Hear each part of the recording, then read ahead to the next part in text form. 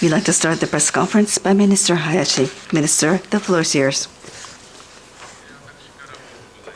I do not have any opening statements. Thank you. If you have any questions, please use the closest microphone when you're designated. Please state your name and affiliation and then go on to your question. Ueda-san of Kyoto Press, please start your question. Thank you. I was asked about the North Korean missile launch. Today, as of 11:47 or so, they issued a short-range missile over the Japanese territory. Can you talk about the response going forward? Thank you. Yes, they have repeated missile launch in very regular frequency, and they launched a ballistic missile that flew over the Japanese territorial air for the first time in 5 years. We cannot ignore such reckless act. The facts have been already announced by the Ministry of Defense of Japan, but as there's coordination between Japan, U.S., Japan, South Korea, and U.S. and South Korea, the fact that there have been so frequent missile launches represent act of provocation. Inclusive of this missile launch, the series of action by North Korea threatens peace and security for our country, for the region, as well as for the international community, and cannot be accepted. This is a violation of all the relevant UN Security Council resolutions, and they're turning their backs to the international community. We strongly condemn this act. Through the Beijing Embassy channel, we have been lodging strong protest to North Korea and have condemned these acts. Going forward, we will continue with the U.S. and Korea and consider the future response. On top of U.S., Japan, and Japan, Korea, we would like to respond in the fullest through cooperation of security in U.S., Japan, and South Korea. This is Yuasa from NHK. In relation to that, with regards to the sanction against North Korea, I have a question. South Korea, after the repeated launch of the missile, announced that they are to have its own sanction against North Korea. What is the current status of the examination of Japan over its sanction and such? So we do understand that there is an addition to the list of the sanction by South Korea in relation to North Korea. Japan does support such position by South Korea towards resolution of nuclear and missile issues of North Korea.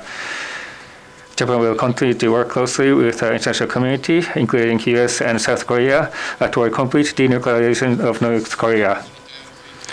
And I'd like to refrain from making premature comments with regards to the future action.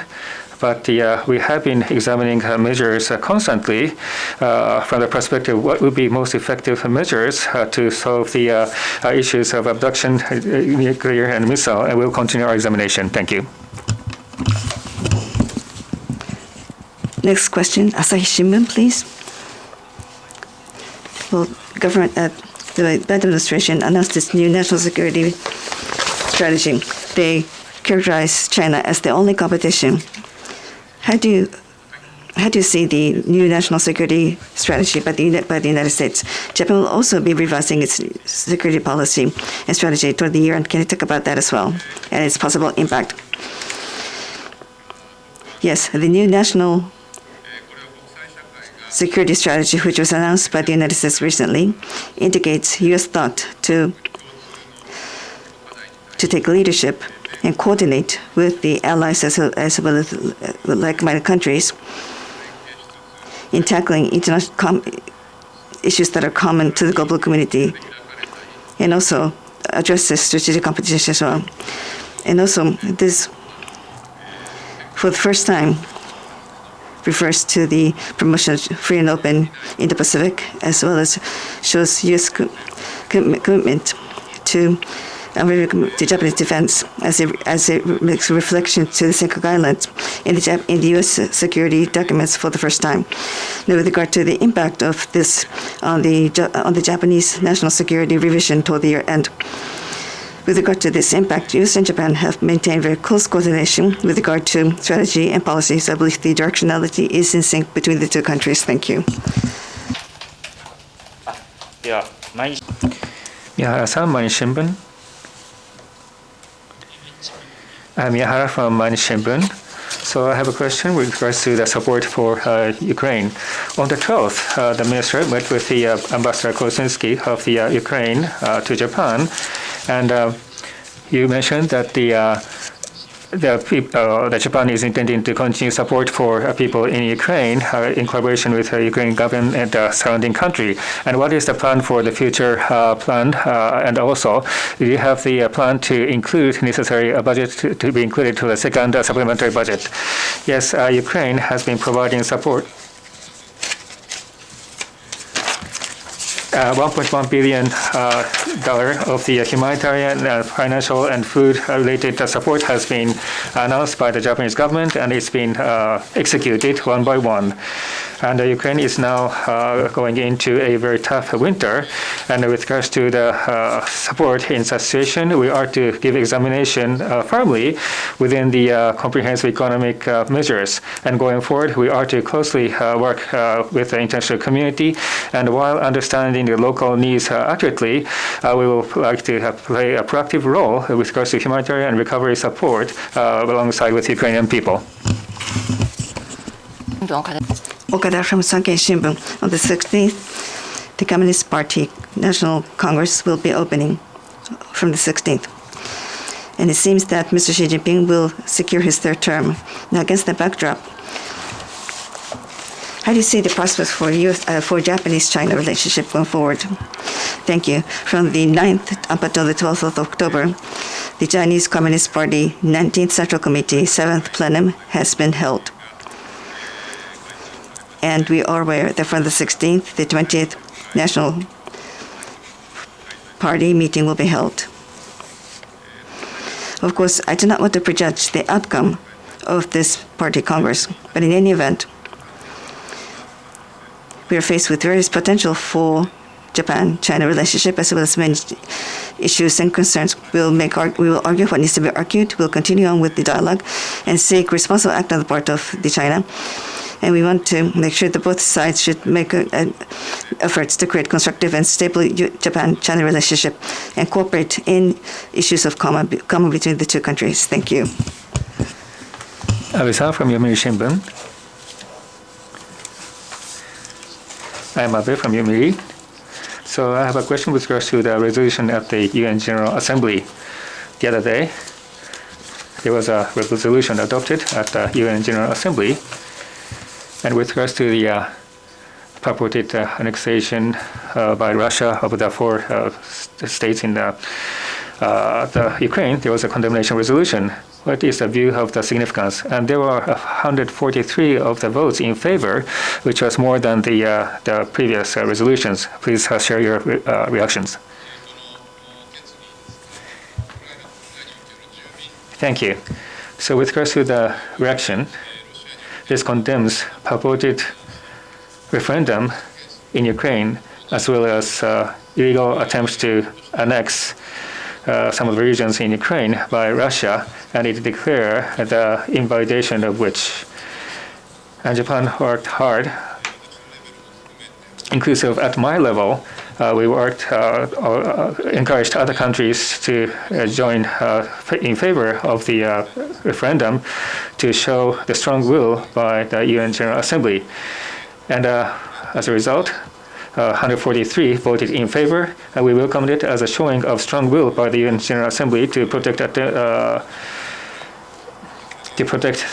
principle and the attempt or the aim of the UN Charter against the Russians' outrageous acts.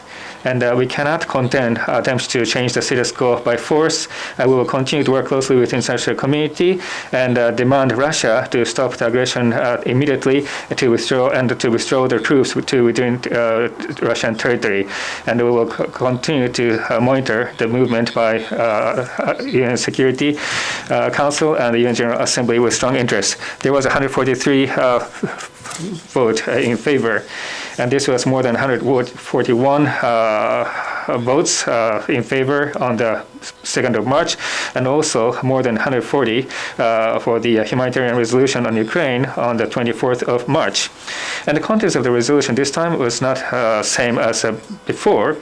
And there were countries which turned to be in favor, and also there were countries which abstained from voting after voting in favor previously. So we cannot simply make a comparison saying which country about the change of the behavior, and I think it would be not appropriate for me to make a comment about other countries' voting activities. And with regards to what was called a referendum in 2014, the votes in favor was 100. So compared to that, there was an increase of 43 votes in favor. In any case, the fact that this resolution was adopted by 143 countries being in favor, I welcome this, as I mentioned earlier, regarding that this is a demonstration of the strong will by UN General Assembly to protect principle and the objective of UN Charter. Anything else? Next question. Nikkei Shimbun, please. Thank you. I'm from Nikkei Shimbun. I would like to ask about the abduction issue. Tomorrow will mark the 20th anniversary since the return of the 5 victims, but there have not been any returns since then. Can you talk about whether or not your coordination with the United States has led to outcome, and how do you intend to carry out coordination in relation to the resolution of the abduction issue? Yes, it's been many years since the abduction by North Korea has taken place, but ever since 5 victims of abduction were returned to Japan in 2002, not one single victim has to be returned to Japan. It is very painful for us. And we share the urgency on the part of the victims' families who are seeking early resolution toward the resolution of the abduction issue. It is important that Japan itself take a proactive role in addressing this matter. And Prime Minister Kishida has indicated his resolve that he would be willing to face directly with Mr. Kim Jong-un without any conditions attached. At the same time, it is extremely important that we closely coordinate with various relevant countries, inclusive of the United States.